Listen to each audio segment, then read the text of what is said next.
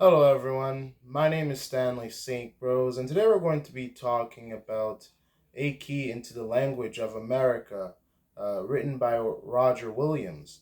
Now, before I go into the summary and analysis of this work, please remember to leave a like, subscribe, and/or comment so that the channel can continue to grow. Now, this work by Roger Williams is very interesting, I have to say.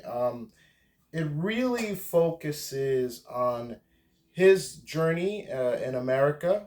It focuses um, pretty much what he saw of the Native Americans. As you know, when the Native Americans came to the United States, when they started moving across the land, there was a lot of Christians in America, a lot of people who were moving about the land, dealing with the natives.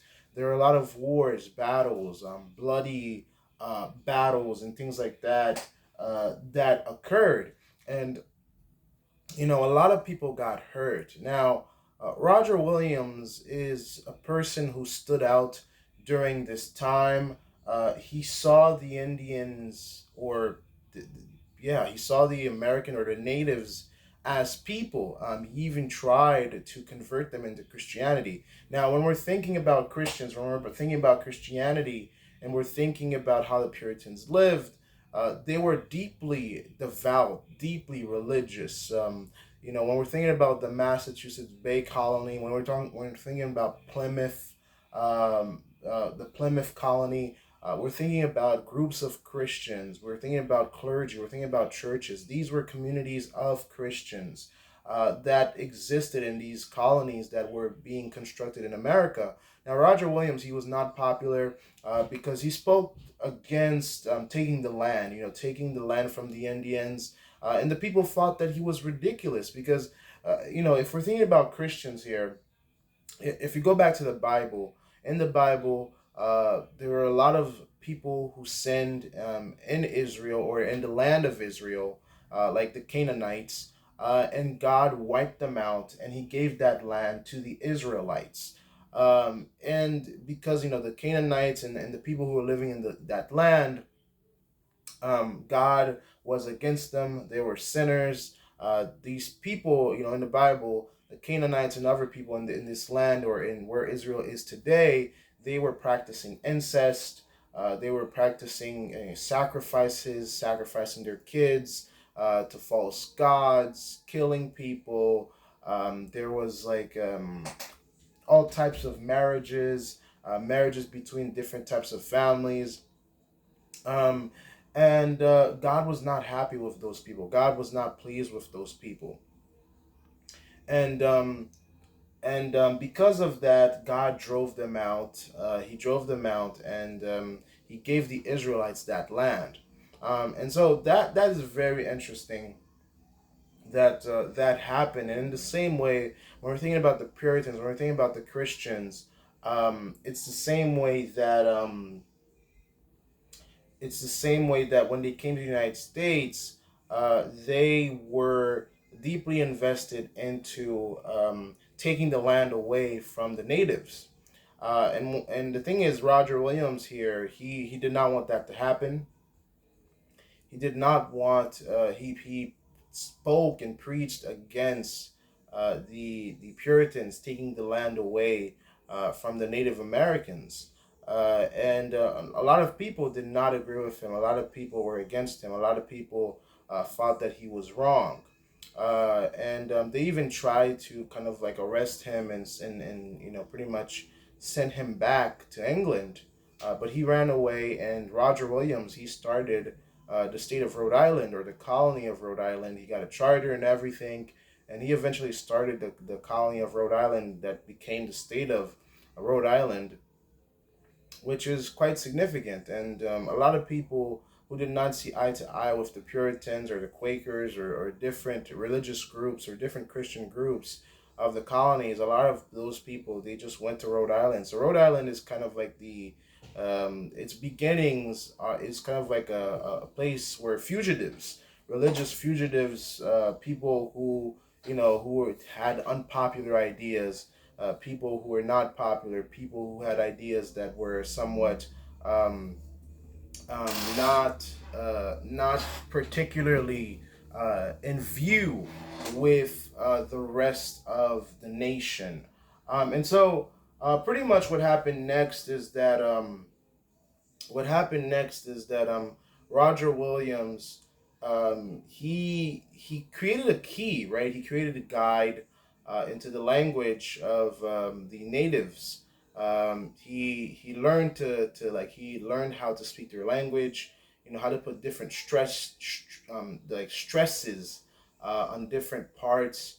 Um, learn how to put different stresses on different parts of words and language and phrases, and basically that allowed him to teach and to kind of like create a book in how people could learn how to speak native or speak the way that the Indians speak, and ultimately well, that created this guide or this key. He even has this quote that, this key will open a box or kind of like he's giving you the key of language where you can go in and then unlock the door or the case, or like the treasure chest where there's like other keys. Um, where there are other keys and which could bring about different connections and different relations between the Puritans, the colonizers, and the Native Americans, and ultimately, what happened is, um, well, this became very useful. In his mind, Roger Williams, he wanted the natives. Well, he wanted to save them. He wanted to preach the gospel to them. He wanted to help them out. And he translated and tried to pretty much create a language or trying to make the two languages, the language of the natives and in English, he tried to make it work well enough for him to kind of like describe um, what was happening between, telling his story about the gospel and um, telling his story about the gospel and telling that to the natives. So that was quite interesting. What took place, what happened. Um, Between those two, between Roger Williams and what he was preaching to the natives, because he really tried to convert them and to make them into Christians. And we can imagine that he probably even got a few converted into Christianity. But in this key, what we get a breakdown of the language of the natives. We get a breakdown of how they spoke, how they talked. We get a breakdown of what they believed. Like for example, they had this tradition where um, where when their wives are on their periods, their wives would go into like this little hut or this little house by themselves, and they would be there for the number of days that they had their periods, and so they had different gods for corn and their food and different things that they did for different times of the year. So it's very interesting, um, what Roger Williams did within this work.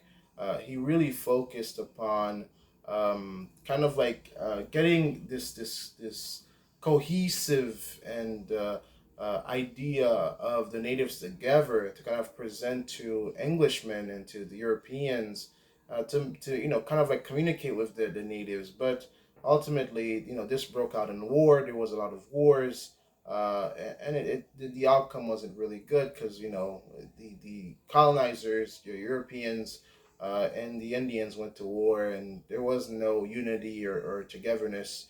But Roger Williams, he really believed that they weren't just savages, because like the Englishmen and Europeans, they got off their boats and just started calling the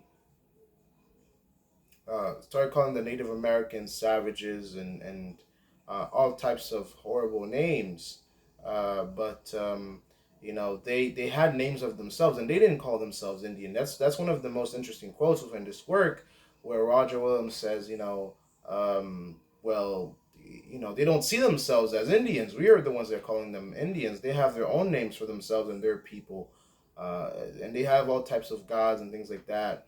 Um, and so this has a lot to do with religion, between what Roger Williams believed, between what the other colonizers believed, and how they were against Roger Williams because the Puritans, the Christian coalition of all types of groups of people, they believed that America was theirs, that God gave it to them, that manifest destiny, go across the United States and pretty much take it over, and well, that's what they did, which is it pretty much it's side by side with what happened in the Bible. You can kind of see where this idea comes from, where how the Israelites, where God gives the Israelites the land of milk and honey, or God gives the Israelites the land where the Canaanites and all these wicked people, sacrificing their babies, worshiping false god, practicing incest, and all these types of things. God, got rid of those people, destroyed those people and gave it to the Israelites. And in the same way, you can even make that connection with the Puritans and the Native Americans. Because the Native Americans, they worship many different types of gods, and that's one thing in the Bible that God says to humans is that He's a jealous God and He does not want humans to worship false god or statues or graven images. So that's very fascinating. That's in the Bible.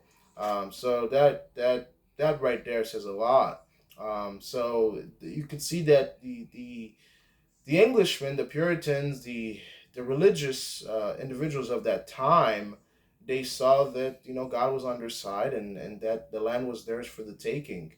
So Roger Williams, he was getting into the way with his new ideas about we should treat them like people and we shouldn't take their land, and we can just try to give them the gospel.